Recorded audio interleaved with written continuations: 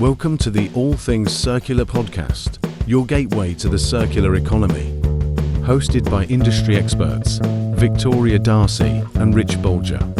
Every episode is proof that circularity isn't just good for the planet. It's a smart business decision.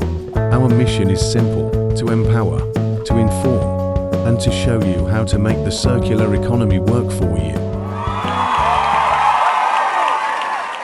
Hi, everybody, and welcome to the latest episode of All Things Circular.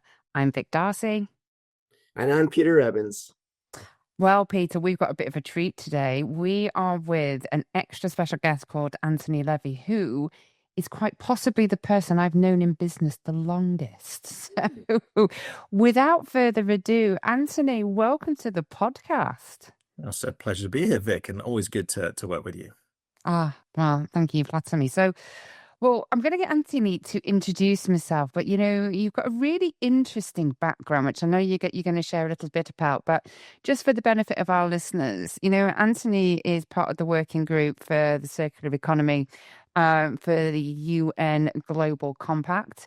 He is on the Climate Council of Tech UK and also part of the Government Digital Sustainability Alliance, which specifically looks at Scope 3. That may be gobbledygook to some of our listeners, Anthony, and hopefully throughout today's episode, we're going to dive into just what those mean and what you do in and around the circular economy and sustainability. So please introduce yourself. I'll give you the mic. All right. Well, thank you, Vic, and welcome, everyone. I guess if it's okay to go a bit further back. So I grew up at a time when home computers were just becoming a thing. Right. And candidly, my parents couldn't afford to buy me my own home computer. But we have a slightly weird relationship with technology. And as soon as, we've moved on to the next new thing, we're willing to give or throw old bits away. So I built my own home computer out of those pieces that other people didn't see value in. And that's what got me into technology in the first place. And I don't mean I was there with a soldering iron, like putting the chips in, but it was quite easy to assemble old home computers. You're putting in line cards and powering the whole thing up. But that drew me into technology. I went off and got a degree in computer science. And when I left university, it was just around the time of the internet bubble. So people just assumed I knew everything about the internet. So I went into a career in startups and in technology. I went then off to business school because I realized I knew about technology. I didn't know much about business. When I left business school, I came across an opportunity to start a business. And that journey for me was really back to those beginnings about how can I change the way we use technology? How can I make sure we're using technology for longer? How can I make sure we're more efficient with these wonderful resources that we put in? So I started a business that has grown into a group of businesses about 17 years ago. And the focus was on deploying remanufactured equipment. And interestingly, back then, this is 2009, big financial crisis. Cost savings were king. So actually, to be able to provide a reliable technology solution at a lower cost was actually quite a good business model. So we've built a business that's expanded internationally. We operate across the UK, Europe, US, and Asia. So it's been going around 17 years. And really, our focus is on supporting this need for evolution in society through IT. Let's face it, as a society, all of our evolution now is locked into using technology, right? But all of that technology comes with some quite big impacts from an environmental point of view, from a societal point of view. And Circularity First really is here to help sure we can keep evolving, but whilst mitigating those impacts. Wow, sounds great. Most people don't think about this, but if you take the Forbes 2000, that's the 2000 largest companies in the world, none of those companies can operate without electronics, right? And if you just take laptops, for example, not every employee gets a laptop, but a lot of them do. So you can imagine of those 55 or 2,000 largest companies, I estimate around 55 million laptops are being used at any one time in those companies. And then you look over a decade and you assume a refresh cycle of about 3 times over a decade. That means they're using 165 million laptops. That's just laptops, all the other devices as well. So can you explain a little bit about your company and how you help other companies kind of deal with thinking about not just the acquisition of these laptops, but what happens to those laptops after they've reach their end of their first life? First use. Great question, because I think laptops are something we all can connect with. We all know what they are. Sometimes in IT, we're talking about obscure things that people never see. Well, I think that as an organization, we support organizations there in three ways. So the first one, we help at the strategic level. So we would actually help organizations stop and reflect and understand where do all the impacts come from in producing and manufacturing laptops. What are the opportunities to change how they use that? What kind of plans could they put in that fundamentally help them from an environmental point of view, but equally from a commercial point of view? The second bit, because to really do that, you have to understand those impacts, what they actually are for each individual organization. So you've got to do the measurement. You've got to report what that looks like. Understand the scope 3 emissions, the carbon emissions, the materials, the water. Actually report what that looks like. And the third bit we do as an organization is actually the solutions. So helping them actually change what they do and use IT in a different way, using the laptop environment. I mean, we've had customers like BP who consume 20,000 laptops their cycle was actually every 2 years back then. 2 years, okay. And they asked us the question, well, we recycle all our old laptops, and then we buy new ones. What's wrong with that? That's going back in. Those materials are being reused. The example there is actually most technology devices are designed to work for much longer than that. Oh, So sometimes maybe it needs some upgrading. Sometimes it needs certain tweaks to the software. But most devices, I mean, a laptop could easily be used for 5 to 6 years. In that example, did BT understand that after their 24-month cycle that there was both value and longevity left in the product? Or were they of the opinion, well, 2 years is enough, we recycle it? In other words, they're taken out of production and moved on their path. I'm just interested where they sat.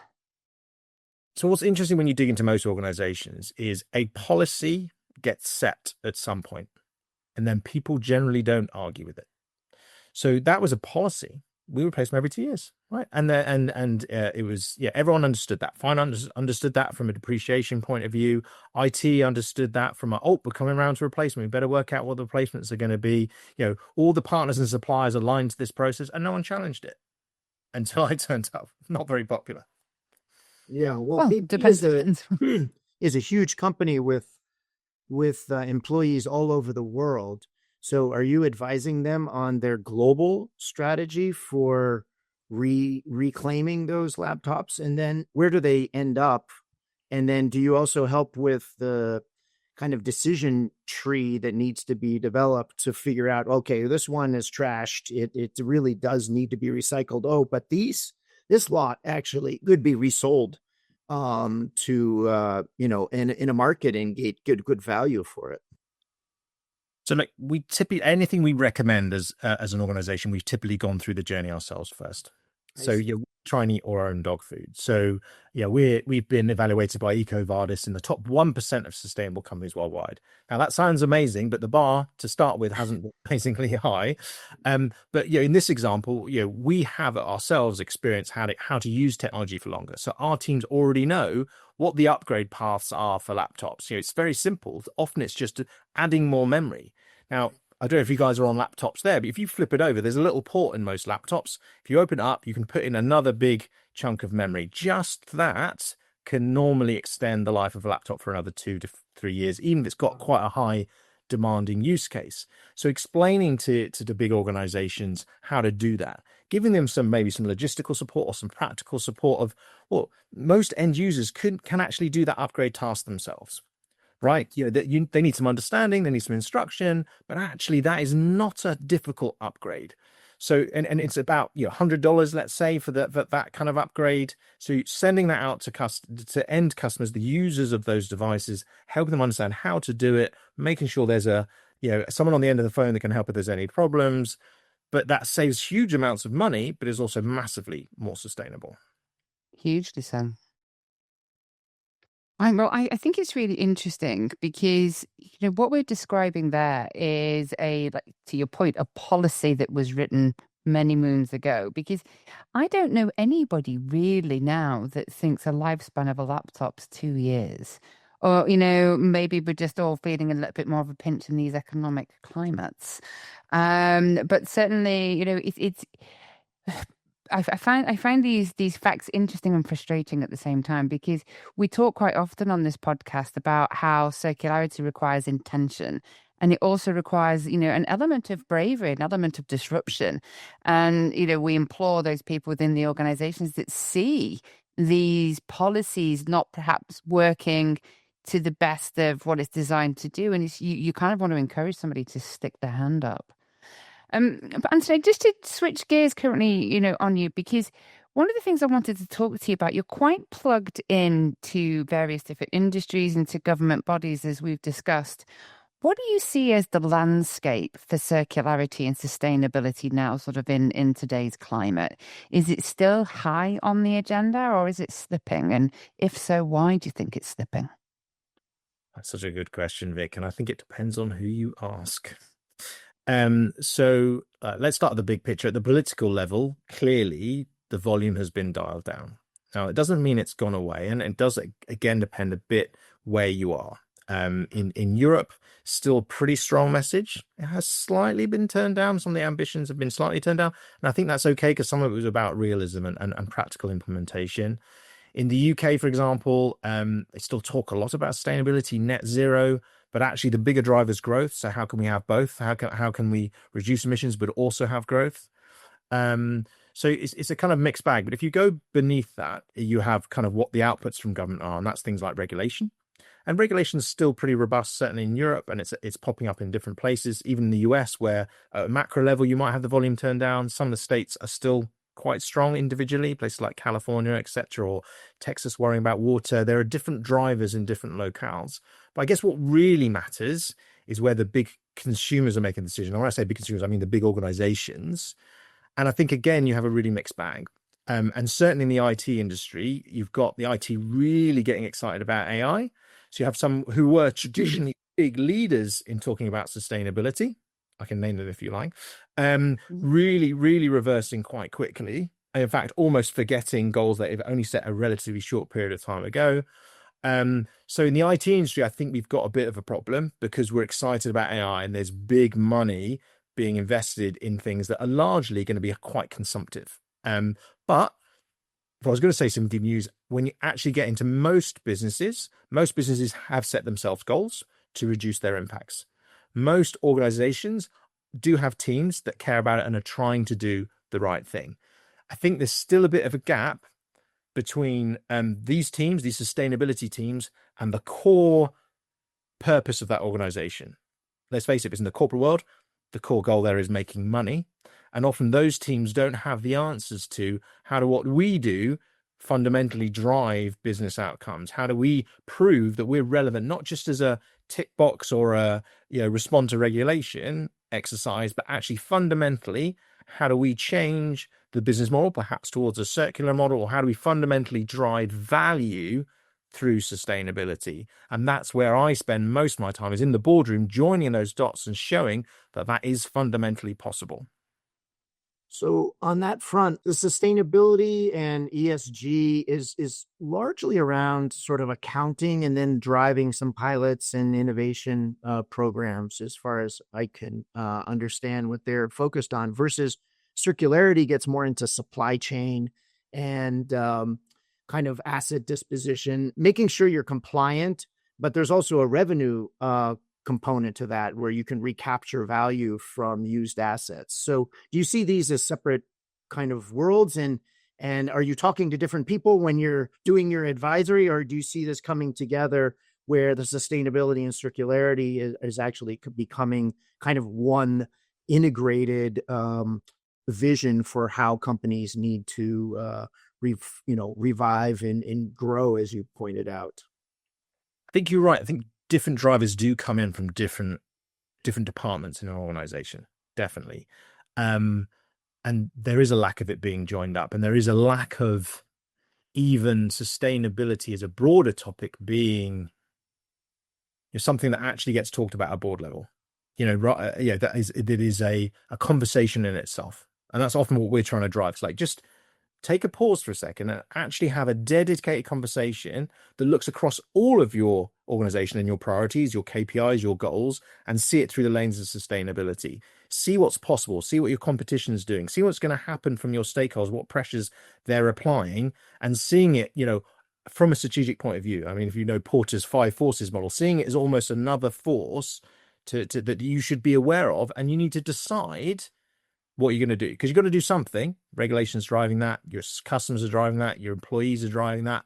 But where's the opportunity? If you're going to go a bit, how much further can you go? But that needs, to your point, all of those stakeholders to try and look at it through the overall business strategy lens. And that's what we try and do, is push it into business strategy. And you've got to be driving the outcomes the organization already wants to achieve, but in more sustainable ways. Gotcha. You see, I think there's two things at play there, actually. I'm going to disagree with you slightly, only in as much that I think leadership, from where I'm sitting in conversations I'm having, is still quite frightened of sustainability. There's still this huge misconception that it costs money, that it is, almost a virtue signaling exercise versus a tangible business proposition, and something that is a competitive differentiator that you can grow with. And for me, part of the issue with that is education. I just don't think we are educating our business leaders. And then in turn, they can't educate their staff because the information just isn't there. I had a very interesting conversation yesterday in and around data becoming a utility. To then say, right, okay, well, you pay for your water, you pay for your heat, your light. Why wouldn't you pay usage base for your data? Because there is a lack of education and a lack of awareness around, for example, AI versus Google, right? So ChatGPT versus Google. I think Google fell below 90% of the search rankings market share for the first time in over a decade. I think that was announced this month, because people are beginning to use AI to do basic search functions, also without realizing the power spikes that those multiple searches that the large language modules do to perform that same task. I think, is it 4 times as much power is used to do a chat GPT versus Google? I think 40 times. 40. 40. Yeah. And obviously it looks up multiple sources, so it's not one lookup. You can't really do a 1-for-1 because it's not one. But if you're comparing one Google search versus one ChatGPT, broadly 40. Yeah. You see, and I think for me that's education, because if you are a business leader and you know that, that's something that you can work to fix. And I'm going to kind of draw this conclusion in terms of carbon, because I think that let's just take a switch versus a server. And Anthony has a carbon calculator as part of his business, and was one of the first to come out with an embedded carbon estimate on a switch. And I think it was about 2 tons at that point in time. Yeah, but now if you look at GPUs and you look at a configuration in a server with 8 GPUs, each one of those GPUs has a carbon emission of 3 tons embedded. And you times that by 8. So there's 24 tons just in the GPUs in one server. And we spoke a little bit earlier about the price of growth versus the price of emissions almost. And Anthony, I'd really love your thoughts on this, because how do we balance these two? And I mean, I'm saying education. I think we absolutely need to put decisions down the stack at the people that can effect the change. I don't know how we get that information down to, well, the podcast being one, but how we do that en masse, I do not know. But I'm just interested in, in your thoughts there, because we're kind of, we're dealing with two edges of the same coin, and, which one has priority. You're totally right. And we hit that all the time. And that was the point I was making earlier about evolution, right? AI is our evolutionary step at the time when we're supposed to be reducing carbon emissions, and they're going in opposite directions. And you're right to point out fear. There is absolutely fear, or at least lack of knowledge at senior level in organizations. And education is part of it. But I think the challenge we've really got to lean into is the sort of share of voice, or the share of airspace, right? So you've got huge marketing machines convincing leaders that AI will fundamentally change in a positive way the dynamics of their organization. Right, really loud, screaming voice, if you imagine it that. And you have a little quiet voice over here saying, "Oh, that might be quite a lot of carbon embodied in that." And I think that's part of our problem. There obviously isn't the same marketing engines, the machines, the messaging, the noise here versus AI as an example here of the future. Come now, do it now, invest. And so we've got to use a little bit more nuance. We've got to get into the right room, and we've got to be a clear message with clear understanding of, okay, yes, but and understand how do we understand and measure those consequences. And I think when you can reveal it, and let's face it, most people don't understand where those embodied impacts come from. When you reveal it and then try and reveal some alternatives that perhaps not quite as intensive, there are other AIs do exist, for example, that there might be lower intensity options that people will make some better decisions. But at the moment, those with the most money make the most noise and get the most attention. We have to find a way to balance that voice. Right. So you mentioned that you enjoy and get opportunities to speak to boards. So when you do that, what are your talking points? Well, nearly the first thing I always say is, like, you probably weren't expecting to have a board meeting that we're going to spend 2 hours talking about sustainability, and they all kind of laugh slightly nervously, going, "That's probably that happened before I got in the room." It's like, why are we spending 2 hours on this? But understanding business, I've built my own. I've been to business school. I've done this a lot. Like, I make sure that the whole conversation is about aligned to what their goals already are. I don't come in and tell them, "You've got to stop all that. You can't do your business anymore. It's bad. It's bad for the environment." I try and show them how they can deliver their goals and their aspirations in a more sustainable way. And often it's not their fault, but they just don't know. They just don't. They've been perhaps programmed by some vendors that they have to replace their technology every 3, 4, 5 years when they could just use it for longer. Very, very much more sustainable. They perhaps aren't aware of things like remanufactured technology, which has like a 60% lower embodied carbon than the same new 75. Yeah. They may not know that there are things they can do when they've even finished using the technology that is also more sustainable, or making sure it gets used elsewhere, either to close the tech divide or to help rebuild schools in a war-torn country, which will prevent someone else buying new equipment, which has a big impact. So that when they realize actually there's some quite easy things to do that will absolutely lower their impacts, but fundamentally aligned to their business model, will generate some profit, allow them to differentiate, or be a powerful story for their employees or their customers, and they realize there's a stakeholder benefit here that isn't that hard, that that actually can make them money. You get some shift, you get some attention, you get some airtime, and you get some ability to go, okay, there's something in that. Let's try and incorporate those into our strategy. And that's how we try and make an impact across organizations. Interesting. Do you use the R strategy framework at all? So we try and this is tricky because it's different for different companies. We try and go in and use the frameworks that our companies already use. I see. Right? So what is their strategic decision-making tool? How do they approach decision? How do they make decisions? Because again, you've got to be as minimal disruptive as possible. Yeah, no, I get it. But sometimes those existing models neglect or don't even have the issues, that we're talking about embedded in them. So I wondered if you need to modify them or point out that there is a gap in them. Because like 4-5 for example, it doesn't. Yeah, as I said earlier, that doesn't have the externalities in the environment. Yeah. I think it does vary a bit. So we try and be quite flexible around the organizations we work with, and we try and just talk about stuff we know are their drivers. Gotcha. I don't have to vary some of my because I'm talking about profit. Yeah. Talking about pragmatic approach, win rate, customers. I'm talking about employee engagement. That kind of language. So I try not to introduce. I mean, there's already a lot of language in sustainability that is a bit new. When you start talking about carbon emissions and CO2e and scope 2, scope 3, like, try and keep the new as at a minimum so it feels familiar. Gotcha.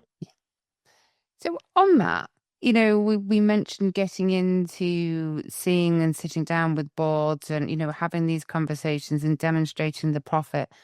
What would help? What would be, if I were to give you a war cry, back into the industry, into the OEMs, what would you say that OEMs can do to really help accelerate this journey to circularity? Because we know it's aligned with the customer's objectives. We know it's aligned with regulatory objectives, reduction of scope 3, things like digital product passports, CSRD coming in. So what would be, if a blank sheet of paper, if you were an OEM, what would you put down on it in order to accelerate this journey? Because it needs to happen. Yeah, no, the right question. I smile wryly because I know you and I have had perhaps this conversation a little bit before. Well, look, there's a number of things. Again, I have the same kind of understanding that OEMs need to make money. They are business machines, just like the end customer is. So the justification can't be, you have to lose money, you have to lose out. It has to be, how do you illustrate that there is opportunities here? Like that, it's basically proving the business case for the circular economy. How can you show and illustrate that they can make as much, if not more, money by embracing the circular economy, right? And often that's the case, right? There's often higher margins in remanufactured technology as opposed to new stuff, right? And you'd understand that. But equally, where does you have this expression, where does the metal hit the meat? So where do largely the decisions get made? The decisions get made between salespeople and the customer. And so you've got to have the right incentives in place with the salespeople that doesn't prevent them or disincentivize them from selling the more circular option. So if you've got incentives, if it's going to cost less, you need to true that up. For example, if you're making more margin, but you're going to charge the customer a bit less, you need to make sure that salesperson isn't disincentivized from actually selling that solution. They've got to understand it. They've got to be in a position to actually articulate, well, it is good for you, and here's why. But also, they can't be, financially punished for putting that kind of solution in place. So, I think there's stuff strategically in those organizations, but the bigger piece is education and incentivization of the people that actually support and try and sell those solutions to the end customer. Yeah. So you've worked with a lot of different customers and, participated on these government bodies as well. What is one of the myths that you see out there that you think needs to be challenged? Well, I love this one. For me, it's funny. We wear different hats as human beings, right? So as individuals in our home lives, I think we're all quite on sustainability. We recycle. We're probably happy to buy a used car rather than a brand new one. Increasingly, we're seeing people happy to buy used IT equipment and use it at home. But somehow when we walk into our organizations, everything has to be new. It all has to be brand new, whether that's the boardroom table, the laptops that we were talking about earlier, the big corporate network. It all has to be new. And that it's weird how we set aside these things that we see in the real world. But it comes down to, reliability, security, ROI. But if you actually look closely at all those things, there's just a lot of lack of understanding. So, use technology. There's no reason why it can't be as reliable, if not potentially more reliable than a new product. Might sound counterintuitive, but we work with the Ministry of Defence. Very risk-averse organization. They actually like technology that's been in use for longer, because anything that's going to gone wrong with it, any security, the bugs have been worked out, been found, and will have been put aside. It's equally true from an ROI point of view. People think, well, what if they don't last as long? There's nothing to prove that a fully rematched device doesn't have just as much life as a brand new device, but it comes with a much smaller price point. So actually, the ROI is better. Well, also the mean time before failure can be better, because it's been tested to a higher standard multiple times. And this is the education piece. Like, most people, and it's not their fault, don't actually know these things. They just heard somewhere, John from IT bought a few laptops off the internet, off eBay, and they all failed. So we'll never do that again. When the circular economy isn't just eBay, right? There's a whole spectrum of things that are absolutely enterprise grade, fully reliable, could use by the MOD, the London Stock Exchange, and critical care units in hospitals. We've deployed those kind of solutions in some of the most demanding environments on the planet. And people just don't know. 9 times out of 10, we go into these rooms, people weren't aware that was possible. And that's not really their fault. I think it goes back to that loud, shouty, new, buy the new thing, and the small voice going, yeah, but there are other options. Well, and also procurement systems aren't really well set up for buying or even integrating with secondary markets. They tend to just have integrations with the primary markets or for selling it for the first customer. So it sounds to me like something that should be on the agenda for the education initiatives that we've talked about, which is how do you both inform your supply chain teams that it's okay to buy used items, and in fact they can be better, right? If they meet specifications, right, you need to set those specs. But lots of used products have warranties and guarantees associated with them, so hey, why not? And then Tell you what's interesting, Peter, yeah, under the right to repair law, which is coming in Europe, the manufacturers, the OEMs, will be responsible for the provision of parts after the warranty period has expired, which I just think is great. That's going to enforce the longevity of products to make sure that both, and also, the how-tos, the guides on how to fix them need to be published, need to be available, which is, I think that's going to be a great thing. yeah, wonderful. No, this has been a great conversation. Thank you so much, Anthony. Pleasure. Yes, Anthony, it's always great to talk. You and I have some great dialogue. Hopefully our listeners have been inspired by today's conversation. So Anthony, please, if they would like to talk to you, see you, because I know that you are very active on the speaking circuit. I know that you are, an advisor to many organizations. Where can we find you? Where can we point people to? Well, you can go to circularity-first.com and you can find us there. You can easily find me on LinkedIn with a big smiley face like this. So I'm not hard to find. And yeah, be very, very willing to help anyone who needs, even just to have a conversation about where to start. Wonderful. Thanks again for joining us today. My pleasure. Great stuff. This has been All Things Circular. Anthony, thank you. Peter, thank you. See you again. Thanks for tuning in. Please head over to allthingscircular.com to learn more.